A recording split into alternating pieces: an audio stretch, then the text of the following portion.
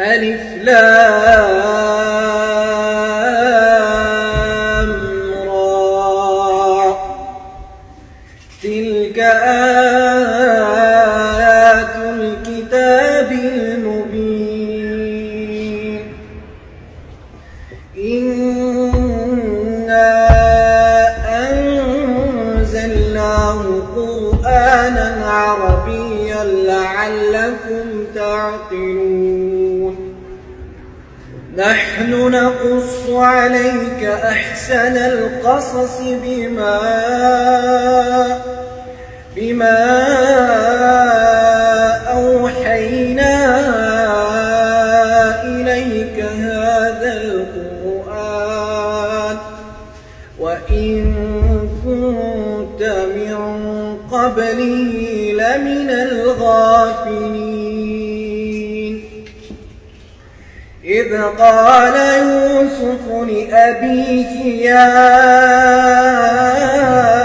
أبت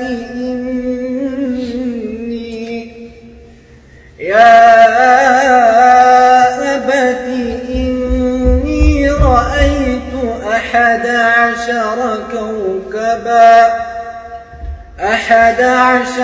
كوكبا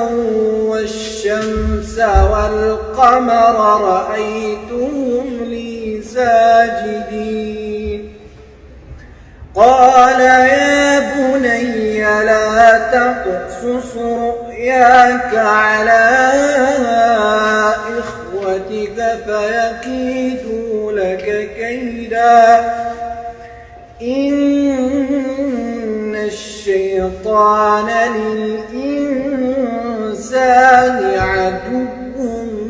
مبين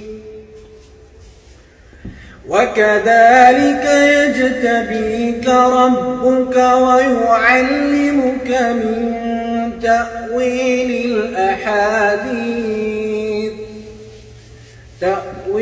الأحاديث ويتم نعمته عليك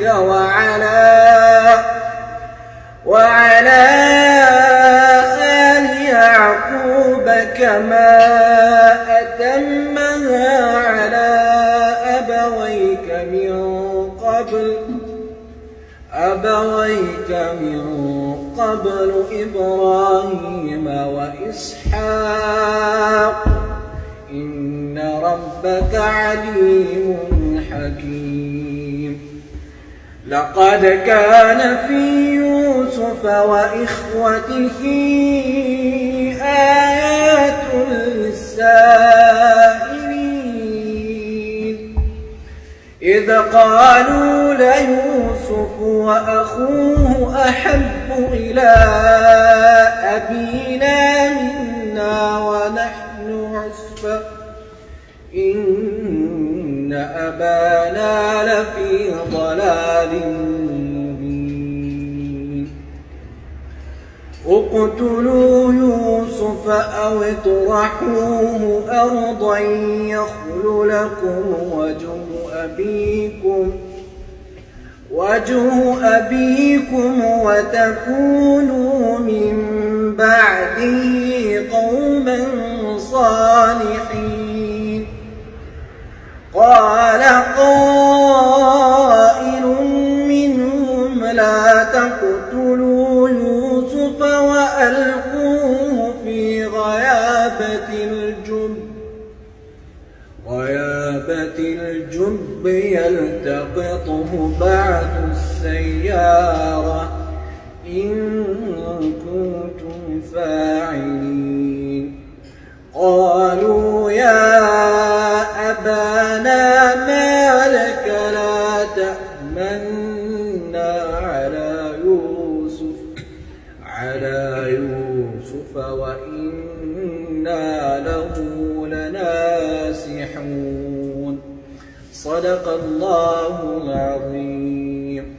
سبحان ربك رب العزة عما يصفون